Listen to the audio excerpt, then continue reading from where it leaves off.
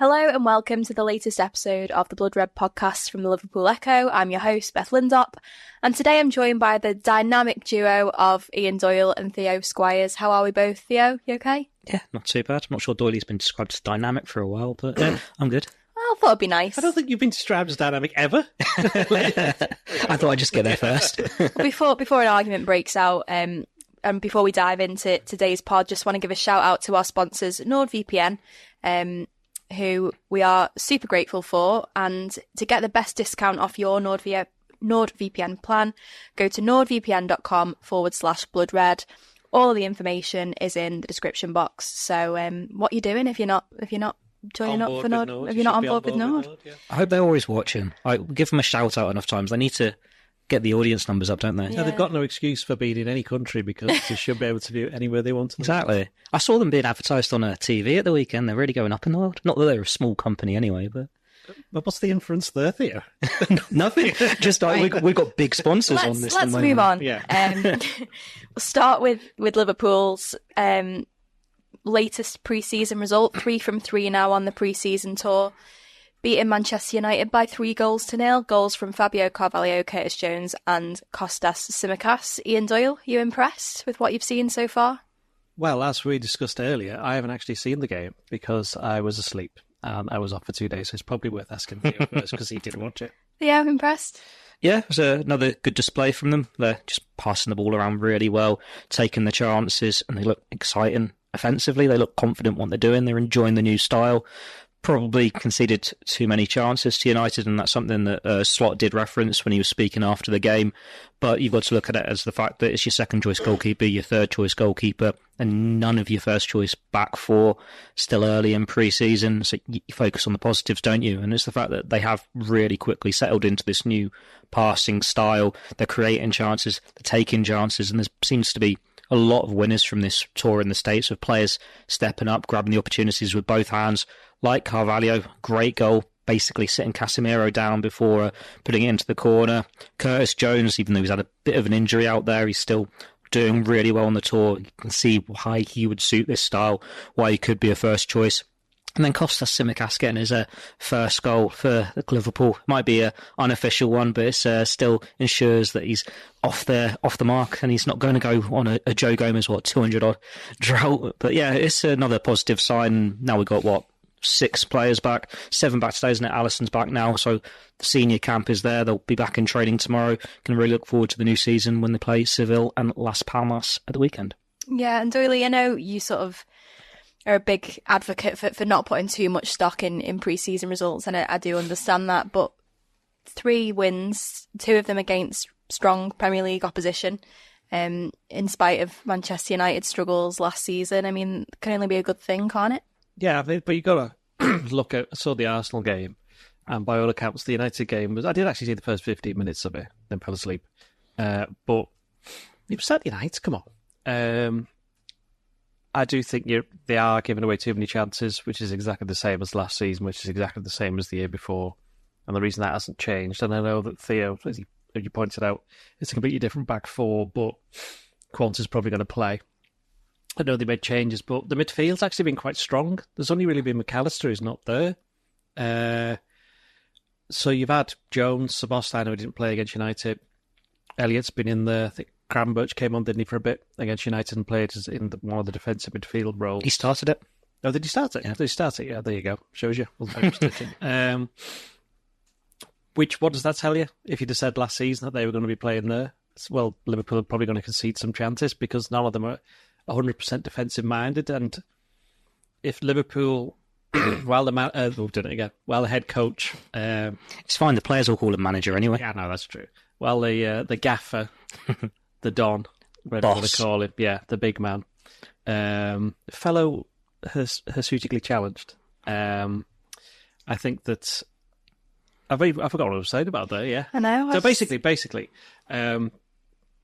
the number 6 thing is still an issue. I know that he came out and said that, well, I don't like the fact that people try and buttonhole me into playing this formation or that formation, but they have been playing more or less that formation, something like a 4-2-3-1 more than a Klopp 4-3-3, for example, where it's been more than just one person's been dropping back. Sometimes it's been 2, so it's been a bit fluid in that sense. But I still think they need someone who's a little bit more defensive-minded, because it's all very well doing this against a not full-choice United team. And the Arsenal team was a bit stronger, and a Betis team that wasn't quite at the intensity of the other two.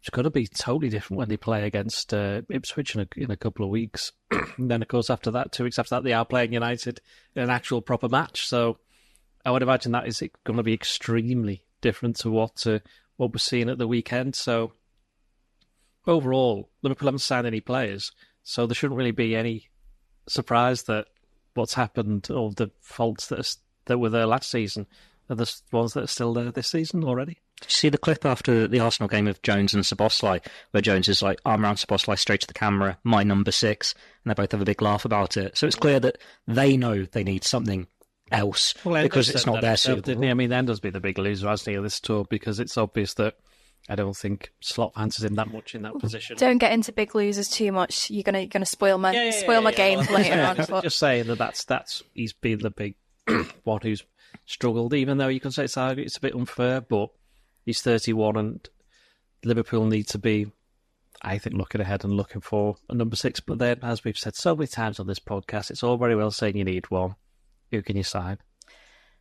Well, that's for Richard Hughes and Arne Slot to decide, isn't it? But how much of a concern is it for you, Theo, that Liverpool are still conceding so many chances and the lack of a number 6, a specialised number 6? Well, it's hard to assess, because you've got so many senior players that haven't played yet, that have only just come back. So it's still not really a reflection of what we're going to see for Liverpool in the season. Yes, it's going to have, without that number 6, like Doyle's just said there, the midfield is still strong, it's still gifting chances. But you'd like to think it would make a difference when you've got a Virgil van Dijk at centre-back, when you've got Alisson at goal, who's a vocal leader, when you've got Andy Robertson back from injury, and then when one of the centre-backs really emerges as the first-choice partner, whether Trent's going to be right back or if he's going to go in midfield, and when it all becomes clear, when they started the summer and it was the 2 number 10s against Betis without a striker, you knew that this isn't how Liverpool are going to play this season. It was just making do because they didn't have a striker. So it is just a case of this summer working with what you've got, and now they've got those senior players back, it can sort of fall into place a bit better. There's probably going to be similarities to last year, whereas in the past Liverpool have liked to get it all done so soon, so before the start of the season, but they had to wait a few weeks to get that holding midfielder in, and it was playing catch up and just making do until the window closed. The fact that the players have just come back 2 weeks, that's all they'll have preparation before Ipswich. If they're going to be ready to go, then it's a big ask compared to players like Elliott and Jones, who have been back 4-6 weeks by then. You just got to see what they do in the transfer market. If they can get a number 6 in, great, but then who's available, who's really going to come in and make a difference. And you're not really seeing many names be linked since the since the earlier ones with Edison earlier in the summer. It's just, there could be a number 6 if Endo goes, whereas we're seeing at least names at centre-back or left wing. So it's just, they've got to get a lot in order with talks with the players who have come back, arrange some outgoing deals for some of the fringe players, and then just see how it all falls together. At least McAllister back in there will make a difference, because we've seen him play that position, and in this formation he's not going to be doing it on his own because he's going to have a midfield partner there. But that's something you can take as a positive, something they can build on going forward. Yeah, question for both of you then, because one player, as you said, who did feature there against Manchester United is Ryan Gravenberch. Now, it's hard to judge him too much. He only linked up with the squad sort of middle of last week, wasn't it, when he landed in Philadelphia. Arne Slot was asked about him playing in the number 6 role after the game, and he said he thought he did really well in that position, but we have other options as well. I've seen a few things, people saying he potentially long-term could be moulded into a number 6. Do either of you think that is in his future? Well, he's only 21, isn't he? So if you're going to mould a player, you best do it now. It's interesting. I'm just actually writing something, and I knew someone had said it, and I found out it was Rafael van der Vaart. He said before the Euros, he said perhaps he should think about turning himself into a defensive midfielder. And I remember reading it, writing it actually, and going, not sure about that. But given the fact that, like a lot of Liverpool's midfielders, he's better going forward than he is going back. I mean, what he would say about Gravenberch, he's very good at finding space. He's very good on the turn. I just think at the moment he loses possession too easily with some daft passes, and I think that's what would prevent him from being a number 6 at the moment. I mean, probably got as well is, what are you expecting from Liverpool this season? Because if you want them to challenge for the title, you don't want to be trying out a player in a position that he's not played in before. You do that when you're kind of on the up and you know quite well you're not quite at the level of the teams above you, so you can try some new things to see if you can close that gap. Now, if Liverpool want to do that, that's fine, because they did finish third last year and they finished, in the end, quite a few points behind Arsenal and Man City. And supporters would have to get their heads around that. But I think most people kind of realise this is going to be a slight transitional season for obvious reasons, given all the changes that's happened.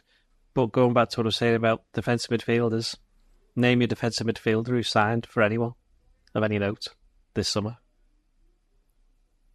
Nice, you can't have dead space in pods, come on. No. So I think the only one who's been linked sort of heavily is, João Neves, is that his name? The Portuguese. And how old's he? 19. Exactly. Yeah. See the one who's going PSG? Yeah.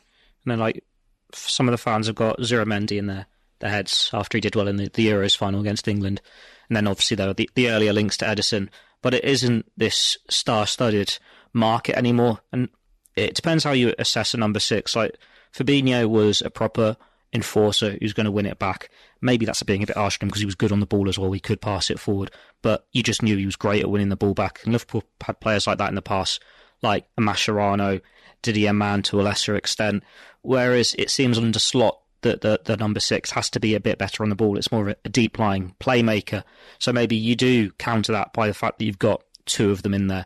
Like Arsenal, while they played 4-3-3, Jorginho is more of that defensive playmaker, isn't he, as a 6? And Declan Rice, well, we'd all say, and he did it for England, he's a holding midfielder, he wins the ball back. For Arsenal, he was more box-to-box last season.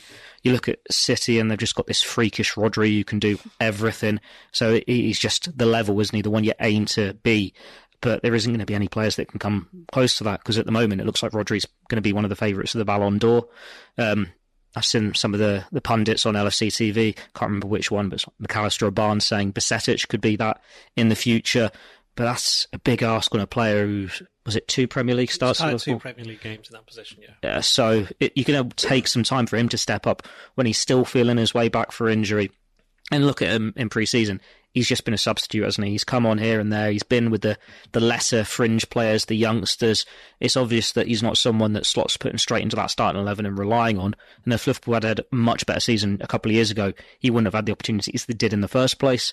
So it's just making do with what they've got and finding that solution, because there isn't any world-class enforcer out there that's going to be available, because like Rodri is the standard and no one can really match that. And if someone does emerge, they're going to cost a hell of a lot of money. Maybe it's just reflective of football, just the trends, because, there's not, maybe there just aren't many defensive midfielders because people don't want to be defensive midfielders and players would rather do something else, and teams are kind of reflecting that in the same way that it wasn't that long ago you didn't have any old-fashioned number 9s, and now that's kind of coming back into fashion, if not quite the same as John Fashanu, and, well, that's showing me age there a little bit. Anyone of it more recent who just went round and headbutts people? John Hartson? Even that's a little bit... Duncan Ferguson. Yeah, well, you can tell him he did that. Yeah, people like that. People will know what we're talking about. It's kind of come back. If not, you can't be quite as physical as that. Calvert-Lewin's a good example of someone like that now. The lad who's just joined West Ham from Falkirk, Germany. Falkirk, yeah. Good finisher, though. Giroud, there you go. We got there in the end. Giroud. So somebody like him, I think there's a few more of them coming in the same way that there was no wingers for ages, and now there's more wingers are on the way back. So I do think it's kind of reflective of the trends in football. And maybe Liverpool, by going, well, we can't find one, so at least at the moment it looks like they can't find one. Why don't we just try and play something a little bit different? They could be ahead of the curve, and they start playing a way that reflects the way football's going, and they can get ahead of it. I think the one sort of minor positive to take from the fact that I think we all hold Rodri as the gold standard, and like Theo said, he's in real contention for the Ballon d'Or. I remember when he first signed for Manchester City, I think he's 28 now, so he'd have been about 23 at the time. And that first season, he was pretty poor for Manchester City. His first game was the Charity Shield against Liverpool. Sorry, Community Shield against Liverpool. I remember we were all like, Was it his first season? I think it was his first season, 2019. Was it the year Liverpool won the league? He signed in 2019. It was the Yeah, year Liverpool won the league, and so it's you're like, look at him going, he's absolutely massive. He's like, he was enormous. yeah, and I remember sort of watching him a few times that season and thinking, I'm so grateful we've got Fabinho because they looked a class apart. And over the past few years, he's obviously evolved into one of the best, not even just the best defensive midfielders, but one of the best players in world football. So I suppose it shows you that there are players out there maybe who aren't at that level yet, but Liverpool and the scouts and Richard Hughes might have their eye on a few people who could develop into that sort of player, or maybe they think Ryan Gravenberch could, or someone else that they already have could. Don't forget, Spain did beat England. He got subbed at half time. He was injured though, wasn't he? It's not as They though... still managed to win without him. So. It's probably important to remember when Gravenberch signed, there was that first theory that Jurgen Klopp would mould him into the number 6, because you look at him, and if you hadn't seen him play, you'd think he had the attributes for it, because he is so big. He's good on the ball and everything, and we just didn't get that opportunity there. But the fact that we saw him there against United, maybe it is something to look at going forward. Like him and McAllister, when they've got the height there, McAllister's good on the ball. They're both really good at keeping possession and making the most of those spaces. Gravenberch can get the passing nailed down. If they get the ball retention there, maybe it is something that does work as a combination. But then, what's that mean for a Curtis Jones or Szoboszlai when Harvey Elliott is just doing such a good job as the number 10 at the moment? It shows that they've got options there as well. There are a lot of midfielders, and that's before we consider where would you fit in a Tyler Morton, a Fabio Carvalho, all these sort of players on the fringes.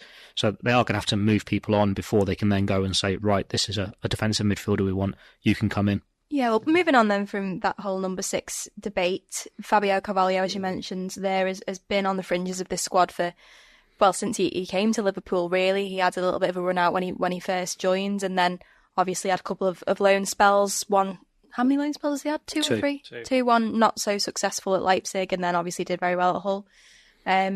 He's done very well in pre-season, certainly 2 goals, another goal against United. But there is interest in him from elsewhere. We know that Liverpool rejected a £15 million bid from Southampton. I think they probably would sanction a sale, but only for the right price. Carvalho, I think, has spoken and said that he would like to stay at Liverpool. That's his aim and his ambition. However, he's probably quite realistic and he'll go where he can play. Doyle, what would you do if you were Arne Slot or you were Richard Hughes and you were sort of trying to decide the best thing to do with Carvalho? What would you do? Sell him if the right offer comes in, because he's at an age where he needs to be playing. He's not going to play. What position is he going to play? He wants to play number 10. He's not even been tried in the summer playing in that position. He's been on the left wing. Now that Liverpool have got Diaz, Jota, Nunes, Gakpo, they can all play on the left wing. Most of them can also play as number 10, actually. So it's just unfortunate when he was bought. We've done this before, he's made a big impact off the bench, but man also started a couple of games, but you could tell straight away, couldn't work out his best position, and where he wants to play is a position where Klopp never really existed under Klopp, and now under Slot it's already being occupied by some other people who are better than him. So if you're him, and Liverpool get an offer that's accepted, can we go? Because he's going to be, Southampton, whoever it is that comes in for him. I know Southampton had two bids, was it? Yeah, it's 2 bids. 2 bids. He's going to be playing in the Premier League next season. And he was playing, don't forget, he did nothing in the Bundesliga. And he was spent the second half playing for in the Championship for a team that didn't finish in the playoffs. So while he's done well there, you have to couch that in those terms. So, yeah, I just think it's one where Liverpool end up getting 3 times the money they paid for him. So it's worked out in that sense if they get what they want. But I don't think he'll be the only one that goes as well, because I think this might be a summer where Slot looks at all of these players and thinks we can't just keep sending these players out on loan. It's time to sell them if the right price, right offer comes in. What about you, Theo? Would you be tempted to keep him after what you've seen in pre-season, or would you be like Doyle, cutthroat and let him go? Well, my gut feeling would be that he goes. It seems the logical decision there, because he's not going to get the opportunities with the left wingers. He's not going to get the opportunities at number 10. But at the same time, he is emerging as this big game player. I know they're only friendlies, but he's got goals against 2 big opposition there, and he's done that at Hull City in the big championship games against promotion rivals. He scored against big sides For Liverpool at the start, when you think of Newcastle, that last-minute winner, he scored against Manchester City. For Fulham, he was scoring against Manchester City. And then he was scoring in big games for them at business end of the season. He has got a real knack for stepping up when you need him to, and he is still very young. The information from the club is that Slot likes him. He has been impressed by him, and if there isn't a substantial offer, he will be able to utilise him. He will be able to make room for him. Like they compare him to, say, James Maddison at the same age when he was with Norwich City, I think, in the Championship, and Carvalho has exceeded what he was doing. I think Maddison went for 40 million last year. You can throw Jack Grealish at Villa into that same conversation. So it's whether he is a late bloomer like those, and you see him really stepping up. He's mid-20s. But he's not going to get those opportunities to do that at Liverpool. He's not going to get the patience to do that. He's certainly not going to start. He's done all he can do to force his way into the team. He's taken his chances. He's started games. He's scored goals. He's linked up well with his teammates. He's shown that he can be a first-team player for Liverpool. But they've got players who are better than him. They were going to pay 75 million to get Anthony Gordon to play left wing. And you've got Elliot, Szoboszlai, all those players that can play as a number 10. I don't think Liverpool would be too phased if he was part of the squad and they could find space for him if the window closed and he hadn't moved on. But it just doesn't seem like there's a place for him at the moment, which is a shame because he seems to have good head on his shoulders. I know he can be a bit outspoken at times and he does things his own way, which maybe go against what people think you should do, like going back to the Championship. But he makes it work, and he's obviously got that inner confidence and determination, which is why he's impressed Slot in the first place. But yeah, we'll just wait and see what happens there. Like, Liverpool have got such a big squad at the moment. Like, for all these years, they've been short on homegrown players. They're waiting for the youngsters to come through, and now all at once they've got players who are ready. The youngsters are ready. They're homegrown. They count in the squad now, and they found out the squad's overpopulated. Because as much as it's good business to build your club on your youngsters, you want those world-class players ready to fit in as well. You can't just keep everyone. Doyle, you've spoken a little bit about how big Liverpool's squad is. I know you're writing a piece at the moment about the number of players that Liverpool still have on the books and how maybe they need a little bit of a call going into the new season. Do you think it's a case of them maybe having to get a few people out the door before they get new people in, or not? Yeah, I don't necessarily think that, because that would suggest that they need to sell before they buy, but I don't think it's that. I just think it's just the weight of actual numbers. They got loads of players. They took a 28-man squad to the United States, and that didn't count the 11 players who were still missing, which, using my maths, adds up to 39. Wow. And then you have got Bobby Clark and Jayden Dance. That's 41. And suddenly that's quite a lot of players you got there. I mean, you can discount about 10 of them because they'll go back down to the under-21s and under-18s. But there's still a lot of players there. We've spoken many a time on the podcast about Nat Phillips. Would he ever leave Liverpool? But he's in his last year of his contract, so if he doesn't go now, he'll definitely be going next summer. He still disputes that, He said he had 2 years left. Does he? Yeah, he said, okay, maybe he's got on a roll then. Sepp Vandenberg, Fabio Carvalho, just mentioned. There's Tyler Morton as well. I mean, the interesting thing's going to be the goalkeeper situation, because Yaros, he's done very well out there in America, and he's somebody who's won 2 domestic cups, won a league. When he's been out on loan, got on the bench in the playoff final. So he's also a full international, and he's been part of a squad at European Championships, which I think is more than Kevin Kelleher had when he first came into the Liverpool team. So if Kelleher stays, I don't think Yaros will want to be the number 3 because he's an up-and-coming goalkeeper like Adrian. And I think Liverpool might have to he'll have to make a decision, but Liverpool might have to make a decision as well, as in terms of, do we sell him and get decent money, or do we put him out on loan again? It might be down to what the player himself wants to do. But if Kelleher goes, I think Yaros is ready-made to step in. But again, they'll still possibly need a third-choice goalkeeper of an experienced one. But it's still another player, another situation that needs to be resolved. I mean, we could spend the entire podcast just talking about one by one, going through the players. There's that many of them who could go. So I don't necessarily think, as you asked, that Liverpool need to sell before they buy. But I do think just the pure weight of numbers in the squad suggests that they're going to have to start getting rid of some, because when that first team goes out at the start of the season, it'll be like, well, where am I? Mm-hmm. Well, Liverpool's pre-season tour of the US isn't the only sporting event that has been going on the last couple of weeks. Don't know if you've noticed. I know you've been keeping up with the Olympic Games, and I thought we'd play a little game of our own. So rather than just going through, you haven't prompted us on this. Come on, I haven't. Rather than just going through the winners and losers, because that's boring, of Liverpool's pre-season tour, we're going to upset them. Which has been known in the past, hasn't it? Yes, we're going. Me that did that though. I mean, I wrote it, but somebody else put. Anyway, go on. We're going to hand out medals to the three most successful players from this pre-season tour. So you're going to each give me your gold medal, your silver medal and your bronze medal for three players who have impressed you most on this tour, or who've done the chances of sort of factoring prominently under Arne Slot no harm over the last few weeks. And you're also going to give me the person who didn't finish. You know what I mean? They've been disqualified. It's not looking good for them. I know you're both probably going to say Endo, but only one of you can say that, so one of you will have to think of another one. Theo, we'll start with you. Who's going to get your gold, silver, bronze first, surely. Okay, yeah, go on. Your bronze medal. That makes it hard to work out. Well, it's easier to go in bought first. Ourselves a bit of time. We'll talk about the worst one. I mean, okay, worst go on. Experience. It's got to be Endo, hasn't it? Not through really. He had one bad half, didn't he, against Betis? But it's more the fact that he's not been starting the games predominantly. And I think that's the worry for him.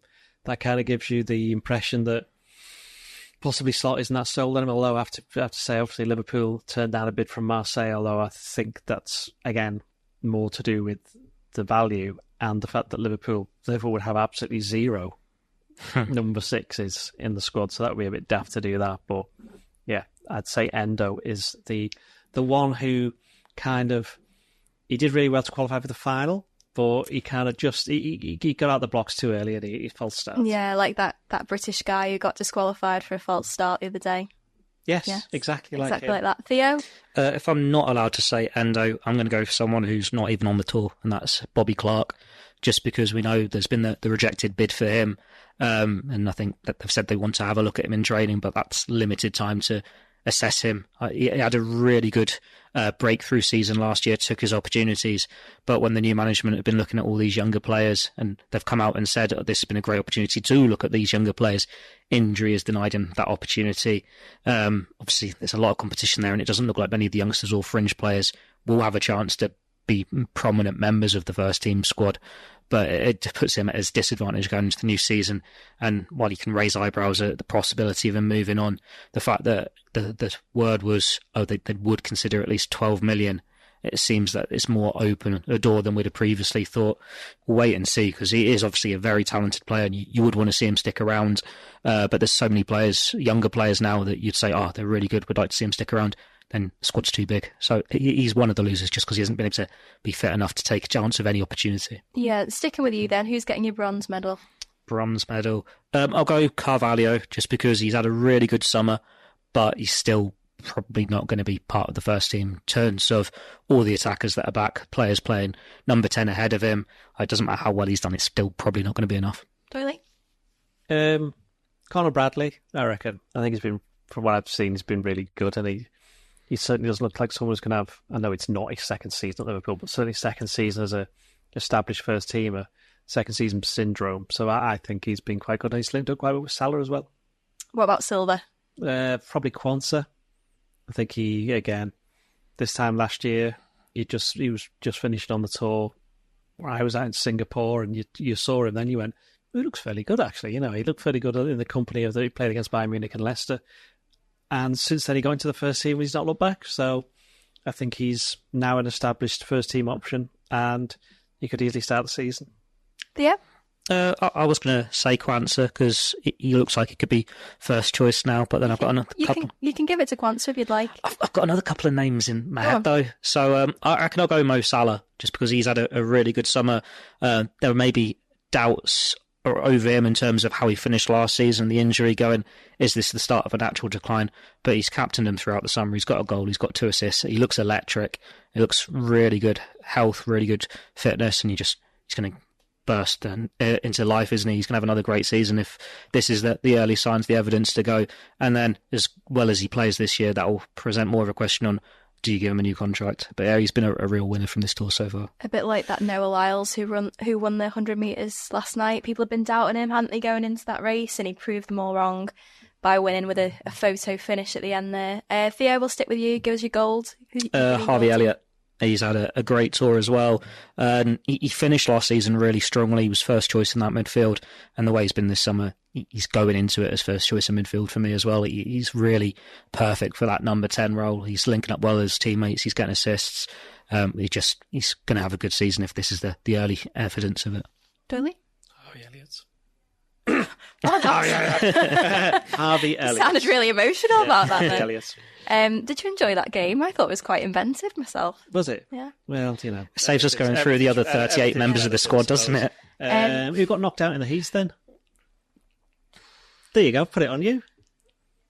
Well, I think Bobby Clark's probably a good shout, isn't he? And maybe Joe Gomez, because he's not made it on the tour, because he's obviously been having his extended holiday. And that's not his fault, is it? Well, no, but hang on, he was part of the England squad. Sometimes, though, players in the Olympics, players don't get the chance to fully show what they can do they? Whether that be because of injury or so. Other ones are like Kay Gordon's, Lewis Kumas, players who haven't played that much out there. I suppose Kay didn't play him. Yeah. And that sort of suggests that they'd let him out on loan, but the fact that Ben Doak now seems like he might go out on loan. Yeah. It's maybe they just want the senior players. The youngsters are going to have to. I'll let you ponder all of that. Thanks. Just moving on then. Just finally. press the red button to watch our podcast. We're going to cut away now. The Cavalry are returning. We saw 6 sort of outfield players return yesterday. Alisson Becker's returned today. Just give us a final little summary of what is to come for Liverpool this week as they gear up towards the start of the new season. They will obviously be training from tomorrow. Slot and the rest of the squad are back. And then they're building up to the game on Sunday, against Sevilla. It's 12:30, isn't it? What a stupid time to play. What time's your gig finish the night before? Oh, probably about 11:15, 11:30. Hey, you'll get enough sleep in there. Yeah. And then that's in front of all the fans who will be there to see your gig. Yeah, my gig. Owl's Nest, hang on. Just where can you just? I just said Owl's Nest. Haydock, turn up. What's your band called? Give it a proper plug. And what can people expect? Some of the songs to be played properly. I want to see you on the big stage outside Anfield for the pre-match stuff on the match zone before the game. A bit of Jamie West. It's a bit cold there, though, doesn't it? Let's be honest. It's August. It'll be fine here, though, won't it? It's like so cold for those people when it's raining. I feel a bit sorry for them. They earn the money if they get paid. I'm assuming they do.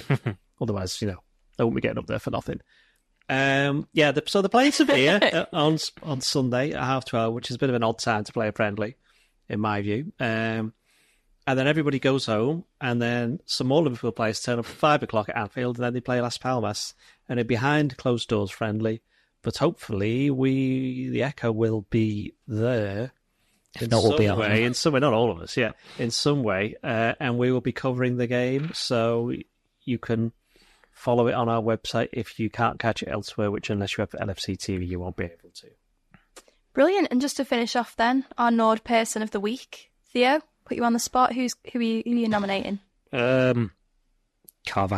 Scored a couple of goals against some big teams. Yeah, I'd agree with that. It's fair. Okay. Well, Fabio, you're very much welcome. What would yours be? Yeah, I'm gonna agree with that. Who's your gold medal? My gold medal, probably Harvey Elliott. There we go. There's far too much agreement. We're all in harmony, aren't we? We're supposed to be having arguments. That's why people watch the podcast. Well, thank you very much, everyone who has watched this week's podcast. Exciting times ahead. Hopefully a little bit more transfer movement over the next couple of weeks. Liverpool in action at Anfield next weekend. We'll be back on Friday. But for now, thank you for listening to the Blood Red Podcast.